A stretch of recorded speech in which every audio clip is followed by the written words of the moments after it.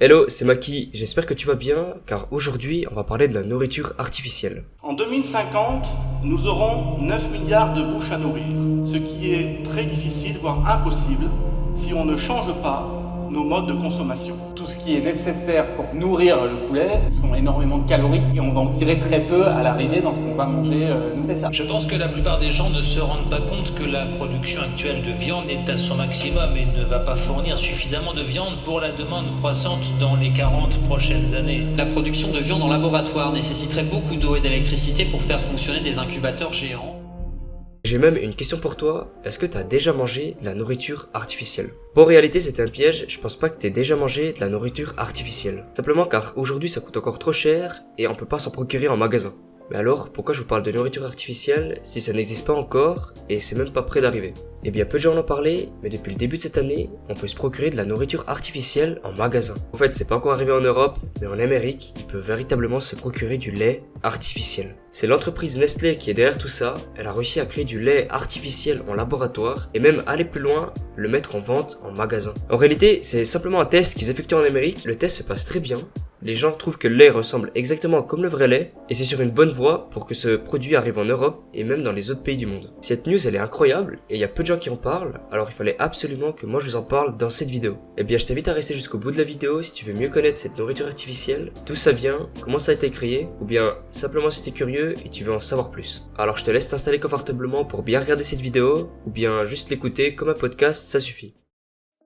Eh bien tout commence avec un monsieur nommé Willem van Helen qui est né en Indonésie le 4 juillet 1923. Il a une enfance tout à fait normale, sauf à partir du jour où la deuxième guerre mondiale a débuté. Il a malheureusement dû s'engager à l'armée indonésienne pour combattre. Évidemment Willem il sait pas se battre, il a aucune expérience de combat, alors il se fait rapidement capturer par les forces ennemies.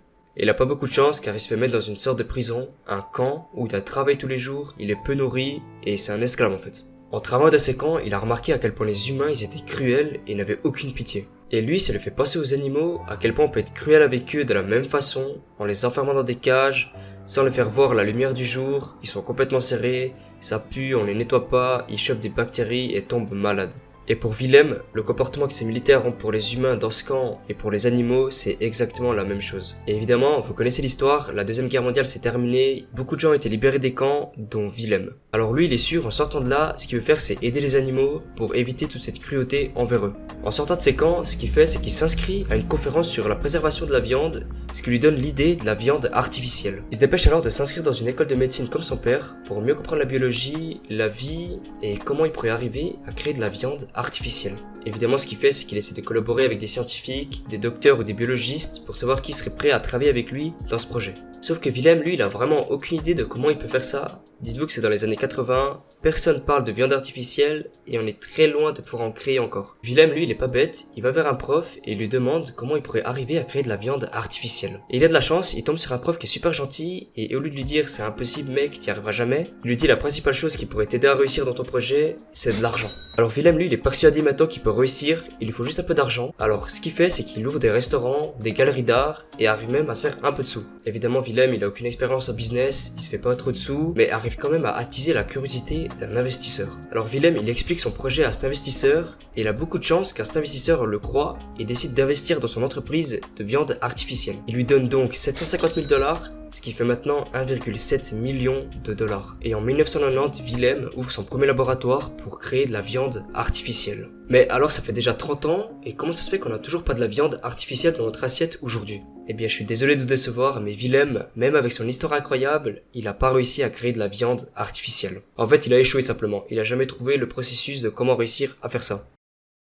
Maintenant Willem, il est considéré comme le pionnier de la viande artificielle, c'est celui qui a posé les bases et qui a motivé beaucoup de personnes à faire la même chose. En fait, il a simplement démontré qu'il était vraiment possible de créer de la viande artificielle, même si lui au final, il a pas réussi. Ce qu'il a posé, c'est que grâce à des cellules souches qui sont simplement des cellules mères, et en réussissant à les diviser dans un milieu nutritif, on arrive à créer de la viande artificielle. Bon, comme ça c'est un peu flou pour tout le monde, mais dites-vous qu'on pose une cellule dans un milieu où elle mange, et elle se divise comme toutes les autres cellules, jusqu'à créer un gros amas de cellules qui sont les muscles, et nous on les mange simplement. En fait le problème c'est qu'il arrivait à diviser des cellules musculaires, mais nous on mange pas des cellules musculaires. En fait dites-vous que dans la nourriture qu'on mange, il y a des cellules musculaires évidemment, il y a aussi du gras, des nerfs, des vaisseaux sanguins, et tout ça mélangé avec des enzymes, ça crée un peu la viande qu'on mange, qui a le goût, la couleur, et qui est super bonne quand on la cuit. Le problème c'est que cette viande qu'on crée en laboratoire, c'est simplement des cellules de muscles qui se divisent et il y a rien d'autre. Du coup en la mangeant, il y a pas de goût, c'est pas bon et limite c'est même pas nutritif pour nous en fait. Mais alors qu'est-ce qui s'est passé pour la suite? Alors le flambeau il est pris dans les années 2000 par un monsieur qui s'appelle Mark.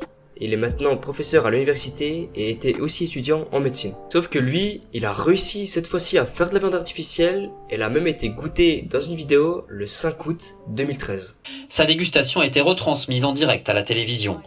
Cette technique permettrait de créer de la viande à volonté avec peu de dégâts majeurs sur l'environnement.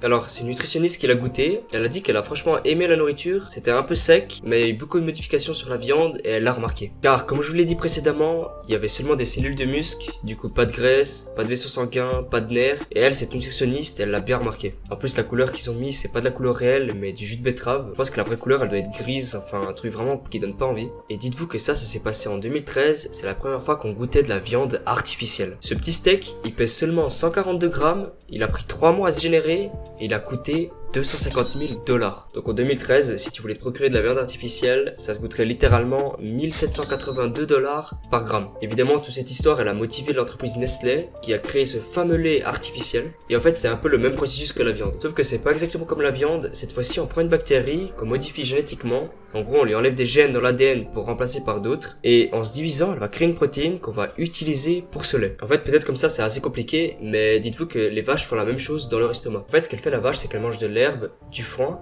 et tous ces macronutriments sont digérés dans son estomac, mélangés dans son pis, et simplement on peut avoir du lait. En fait, il y a peu de différence entre le laboratoire et puis la vache réelle, c'est juste qu'il faut exactement comprendre ce qui se passe dans l'estomac de la vache pour que nous on puisse le créer en laboratoire. Bref, tout ça pour venir au fait que Nestlé, cette entreprise, a réussi à créer du lait en laboratoire et même à le mettre en vente en magasin. Finalement, le rêve de Willem, il est en train de se réaliser après presque 40 ans et je trouve ça incroyable. Car on est vraiment au début de cette nourriture artificielle et si on arrive vraiment à la démocratiser, à la mettre en vente un peu partout, ça risque de changer pas mal de choses. Pourquoi ça risque de changer pas mal de choses? Simplement car les terres qu'on utilise pour nos vaches, pour l'agriculture, en Europe, c'est 1/3 des terres qui existent simplement. Donc ça prend beaucoup de place, et en 2050, quand on devra nourrir 10 milliards d'humains, on sait pas vraiment comment on va faire, et cette nourriture artificielle, elle risque de tout changer. Bref, c'est déjà la fin de la vidéo, j'espère que t'as aimé. En tout cas, n'hésite pas à t'abonner et à liker la vidéo. Et sache aussi que j'ai un compte TikTok où je poste chaque jour des vidéos un peu comme ça, mais en plus court. Alors si t'es curieux, n'hésite pas à aller voir et à t'abonner. C'était Maki, à plus les gars.